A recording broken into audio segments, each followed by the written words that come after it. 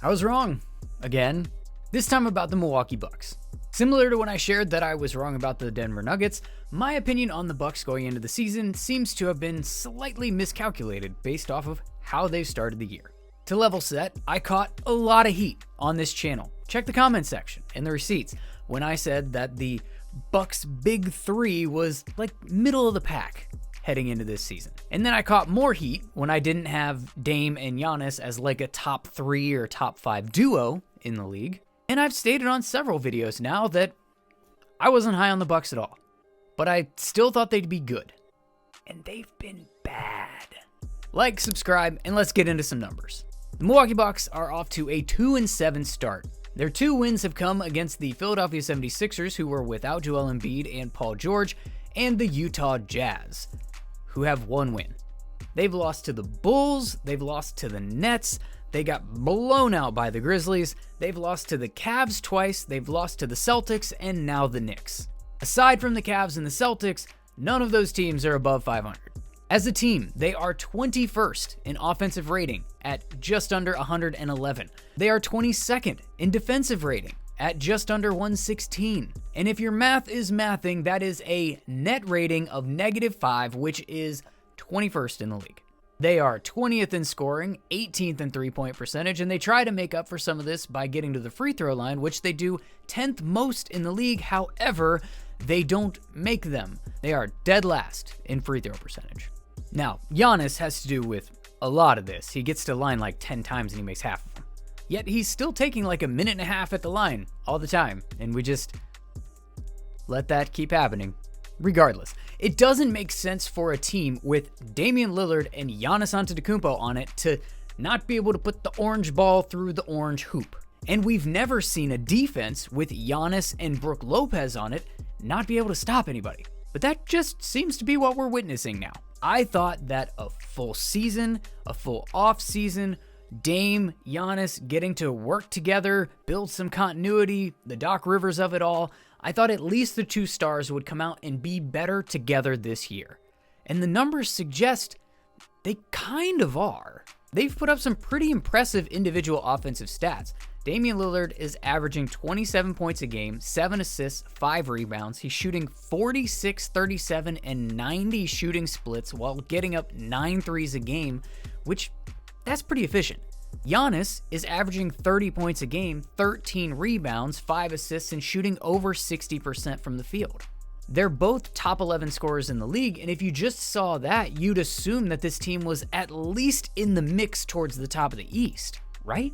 And really, the efficiency stats back that up. When they share the floor, the offensive rating is just under 115, which would be top 10 in the NBA and top 4 in the East. Their defensive rating is just under 113. That would be top 15 in the NBA and top 5 in the East.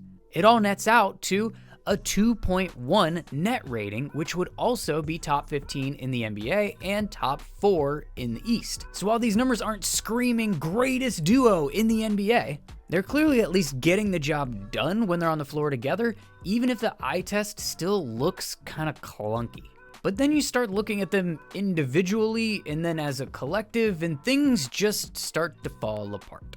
Dame's efficiency numbers look pretty much like you would expect. The offensive rating goes up and the defensive rating gets worse, and that's exactly what's happening. Offensive rating at 114, nearly 118 for a defensive rating, which is a net rating of -3.8. Not great, Bob.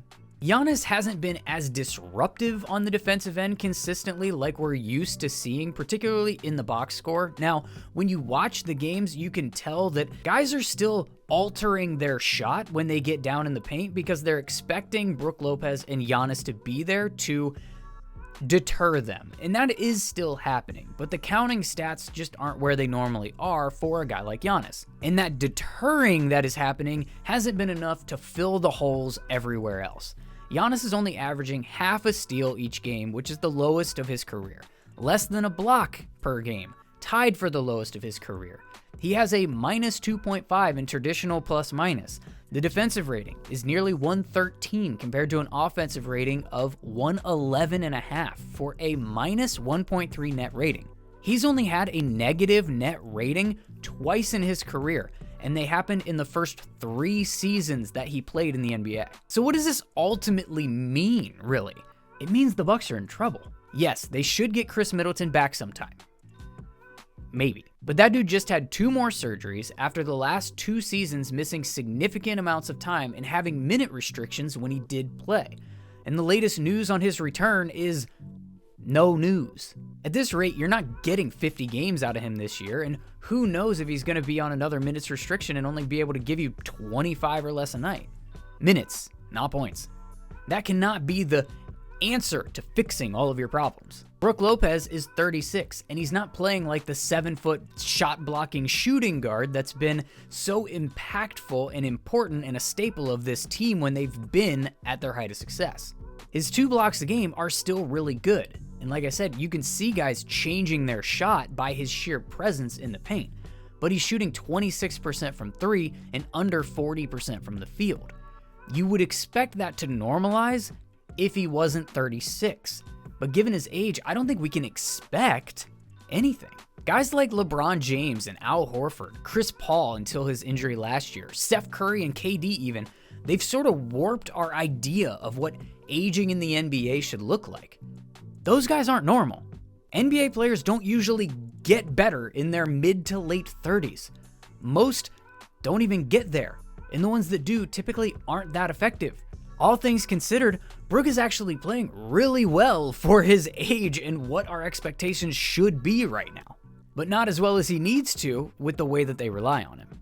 Bobby Portis has a negative 18 net rating and likes posting up. The old core is old, and the guys that they brought in that I thought were going to be really good additions on the margins just haven't been. They've been bad. Gary Trent Jr. is shooting under 30% from the field and just 23% from 3. And he just lost his starting job.